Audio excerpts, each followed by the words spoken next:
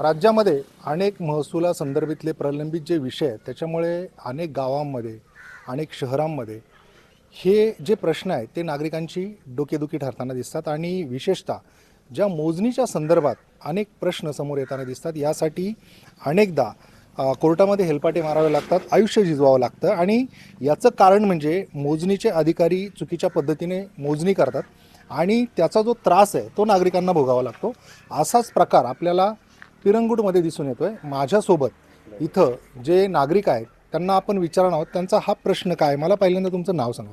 अरुण भिकोबा राऊत। अच्छा, तुम्ही मला सांगा की हा जो प्रश्न आहे हा नक्की काय आहे तुमचा, ते मला थोडक्यात पहिल्यांदा सांगा। माझी चुकीची मोजणी झालेली आहे आणि ही जाणून बुजून केलेली आहे ह्या लोकांनी। माझ्या शेजाऱ्याकडनं पैसे घेऊन किंवा त्यांचे काहीतरी वजन टाकून ही चुकीची मोजणी केलेली। माझं घर लाटायचा विचार आहे या लोकांचा।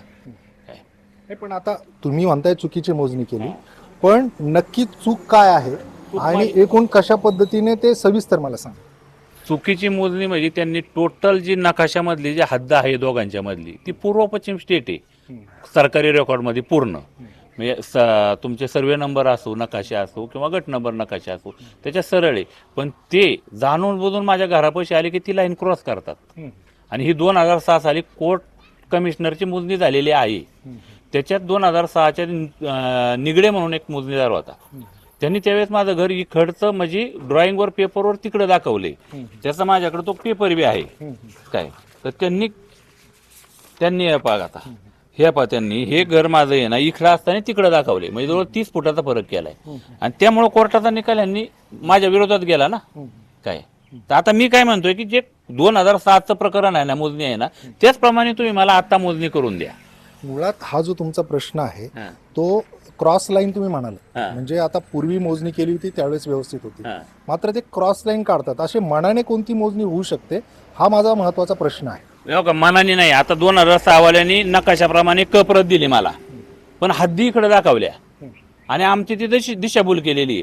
आता 2006च्या मोजणीची कप्रत आम्हाला कोर्टाकडनं 24ला मिळाली। 2024ला ती माझ्याकडं उपलब्ध झाले। तिथून पुढे मला या विषयाची उकल झाली की बाबा यांनी ते चुकीचं केले, हे कागदोपत्री एकदम चुकीचं आहे काय। बरं, यासाठी तुम्ही पाठपुरावा कुठे कुठे केलाय, कधीपासून केला सर? मी 12 मार्च 2024 पासून म्हणजे जवळजवळ 13-14 महिने झालं मी पायपिटी केली ह्यांच्याकडं। जमाबंदी आयुक्त असेल, तुमचे जिल्ह्याचे ते मोरे साहेब असतील किंवा पौडचे सगळे महसूलचे सगळे कलेक्टर असतील, अजून तुम्हाला सांगतो प्रांत असतील, CMO ऑफिस, यांच्याकडे सगळ्यांच्याकडे पत्र, महसूल मंत्र्याला मी पत्र देऊन आलेलो आहे। माझी 2 उपोषणं झाली। मला दुसऱ्या उपोषणात त्यांनी मला एक आश्वासन दिलं तहसीलदारासमोर आणि PI साहेबांच्या समोर की बाबा आम्ही 45 दिवसात तुम्हाला करून देतो। त्याला आता ते 11/12/2024ला आश्वासन दिले, त्याला झालं आता किती महिने झाले पहा तुम्ही। 3 मार्चला माझी मोजणी करून गेल्यात, निमताना मोजणी। अजूनपर्यंत त्यांनी मला कुठली हद्द दिलेली नाही का काय नाही। आता ते 21 तारीख त्यांनी हद्दीची दिली, ती बी का की मी उपोषणाचं पत्र 9 जूनचं दिलेलं आहे त्यांना। 9 जूनला मी आमरण उपोषण करणार आहे एकदा शेवटचं काय, त्यामुळे त्यांनी आता दिले। पण मला शंका आहे की ती ह्या पेपरप्रमाणे करून देतील का नाही, जुन्या मोजणीप्रमाणे किंवा सरकारी कागदाप्रमाणे ती मोजणी करून देतात का नाही, मला बोरविषयी सुद्धा शंका आहे। आता आपण ज्या घरासमोर उभा आहोत हे तुमचं घर आहे, माझं घर आहे। या घराच्या बाबतीत तुम्ही पूर्व उत्तर दक्षिण या पद्धतीने मोजणी करताना स्वतः उभे राहून त्यामधल्या त्रुटी दाखवून दिल्या होत्या त्यांना? खूप पेपर त्रुटी दाखवून दिल्या, त्यांना नकाशे दाखवले, काय चुकी झाली ते सगळं दाखवलं, फक्त मुंडका हलवायचं काम करतात। सगळं पटलंय त्यांना, ते पटलंय कधी किती रे, म्हणजे 12 मार्च 2024ला त्यांना पटलंय। 12 मार्च 2024ला त्यांना सगळं पटवून दिले। एक सुनावणी जाग्यावर झाली, एक सुनावणी त्यांच्या ऑफिसमध्ये झाली, हे सगळं त्यांना पटवून दिले मी अधिकाऱ्यांना सगळं समजलेलं आहे, पण काम करून द्यायचं नाही का।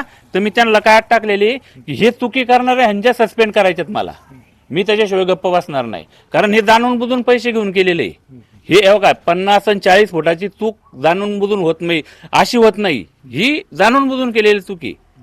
आता या बाबतीत तुम्ही पाठपुरावा तर करताय, आमरण उपोषणाचा पण इशारा दिलेला आहे, मात्र आता जर याच्या बाबतीत न्याय मिळालाच नाही तर तुम्ही पुढे कुठेपर्यंत जाणार आहात आणि कोर्टामध्ये जाण्याचा तुमचा प्रलंबित काही विषय आहे? कोर्टामध्ये विषय तो वेगळा आहे, पण ज्यावेळेस 2023ची मोजणी केली 413 आणि 430ची, त्याच्यावर मी जो 12 मार्च 2024ला जो अर्ज दिलाय ना की बाबा ही मोजणी चुकीची, त्याच्यावर ह्या लोकांनी काहीच काम केलेलं नाही, ते मला पूर्ण करून पाहिजे.